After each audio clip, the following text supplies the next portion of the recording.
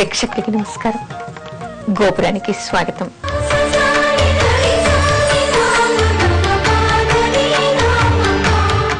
వైభవలక్ష్మి వ్రతం ఏ విధంగా చెయ్యాలి? వైభవలక్ష్మి గురించి చాలా మంది ఈ వ్రతాన్ని చేస్తూ ఉంటారు. తెలియని వాళ్ళు కూడా కొంతమంది ఉండొచ్చు. అందుకని ఈ రోజు మనం ఆ వ్రతం ఏ విధంగా చెయ్యాలి అని చెప్పుకుంటూ ఉన్నాం. వైభవలక్ష్మి గురించి. వైభవలక్ష్మి అంటే వైభవం అంటే అన్ని రకాల వైభవాలు ఉండటం. మామూలుగా సంతృప్తికరంగా సాధారణమైనటువంటి జీవితం కాకుండా మనం చెప్పుకోదగినటువంటి వైభవాలన్నీ కలిగి ఉండటం. అలాంటి వైభవాన్ని అమ్మవారి అనుగ్రహం వల్ల మనం పొందటం, మహాలక్ష్మి అనుగ్రహం వల్ల మనం పొందటం అని ఇక్కడ తెలుస్తోంది. వైభవలక్ష్మిని ఎవరు పూజిస్తారో వాళ్ళంతా కూడా ఎంతో వైభవంగా వాళ్ళకి ఉంటుంది, వైభోగాల్ని వాళ్ళు అనుభవిస్తారు అనేటువంటి విషయాన్ని చెప్తారు. వైభోగాలు అంటే మనం ఈ రోజుల్లో చెప్పుకున్నట్టుగా గొప్పగా అన్ని విధాలుగా మనకి చెప్పుకోదగిన రీతిలో వైభవంగా ఉండటం. అంటే ఇల్లు ఉండటం, సొంత ఇల్లు ఉండటం, పిల్లలు ఉండటం, పిల్లలు అభివృద్ధిలోకి రావటం, అంటే వాళ్ళంతా కూడా బాగా చదువుకొని ఉన్నత స్థితిలోకి రావటం, ధనధాన్యాలు ఉండటం, ఉద్యోగంలో మంచి ప్రమోషన్లు రావటం, వాళ్ళకి సకల కోరికలు మనోభిష్టాలు నెరవేరే విధంగా అందరిలో తలెత్తుకొని అందరి చేత భేష్ అనిపించుకునేటువంటి జీవితాన్ని వీళ్ళు కలిగి ఉంటారు. అలాంటి జీవితం పొందడం కోసం, అలాంటి కోరికలు నెరవేర్చుకోవడం కోసమని వైభవలక్ష్మి వ్రతాన్ని చేస్తూ ఉంటారు. అయితే ఈ వైభవలక్ష్మి వ్రతాన్ని ఏ విధంగా చెయ్యాలి అనేటువంటి సందేహాలు కొందరికి ఉండొచ్చు. ఈ వైభవలక్ష్మి అంటే వైభవాన్ని చేకూర్చేటువంటి లక్ష్మి. ఈ మహాలక్ష్మిని సాయంత్రం పూట కొలవాలి అని చెప్తారు. అంటే సంధ్యా సమయంలో ఈవిడికి సాయంత్రం పూట పూజ చెయ్యాలి అని చెప్తారు.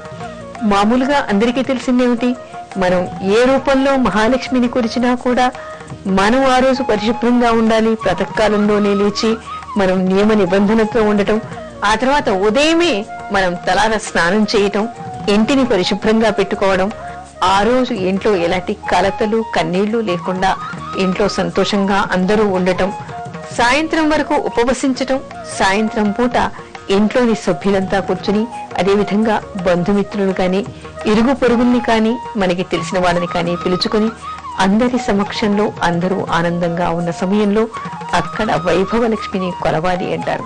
అయితే ఈ వైభవలక్ష్మిని కొలవటానికి కొన్ని పద్ధతులు ఉన్నాయి. మహాలక్ష్మి అంటే వైభవలక్ష్మి పటాన్ని తెచ్చుకొని, చిత్రపటాన్ని తెచ్చుకొని, లేదా ఇంట్లో వాళ్ళకి విగ్రహం ఉన్నా కూడా పూజించవచ్చు. ఆ వైభవలక్ష్మి ఏ విధంగా ఉంటుంది? ఆవిడికి అష్టభుజాలు అంటే 8 చేతులు ఉంటాయి, చేతిలో కలశం ఉంటుంది, పద్మాసనై ఉంటుంది ఆవిడ.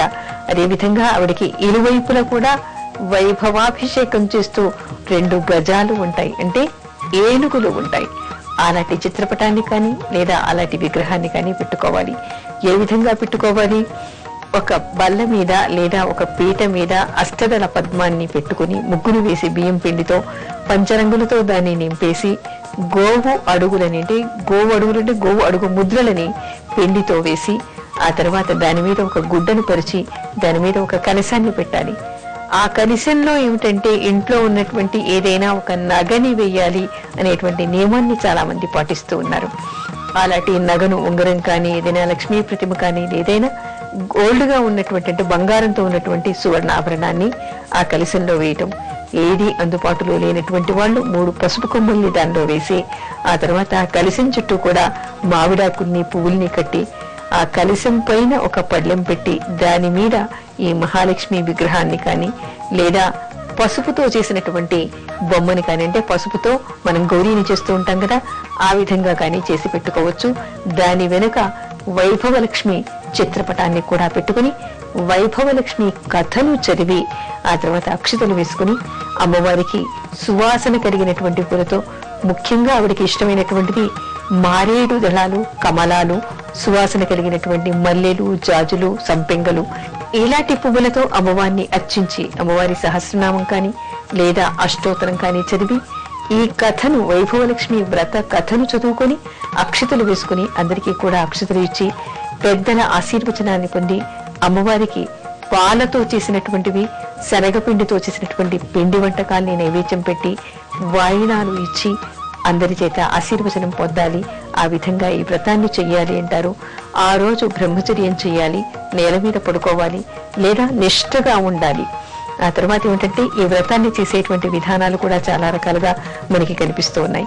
అదేమిటంటే శుక్రవారం మొదలుకొని మరి గురువారం వరకు అంటే 7 రోజులు కూడా ఈ వ్రతాన్ని నిత్యం సాయంత్రం పూట చేయవచ్చు.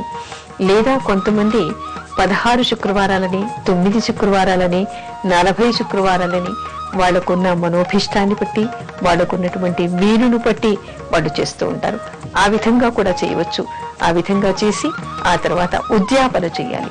ఉద్యాపన అయితే ఎన్ని రోజులు ఈ వ్రతాన్ని చేశారో అంతమంది ముత్తైదువులకి ఈ వ్రత కథా పుస్తకంతో పాటు తర్వాత మంగళకరమైనటువంటి వస్తువులన్నీ కూడా ఇవ్వాలి అంటారంటే జాకెట్ గుడ్డని, ఆ తర్వాత ఎర్రని గాజులని, పళ్ళని, తాంబూలాన్ని వాయనంగా ముత్తైదులందరికీ ఈ వ్రత కథా పుస్తకంతో సహా ఇవ్వాలి అనేటువంటి నియమం ఈ వ్రత కథలో మనకి కనిపిస్తోంది.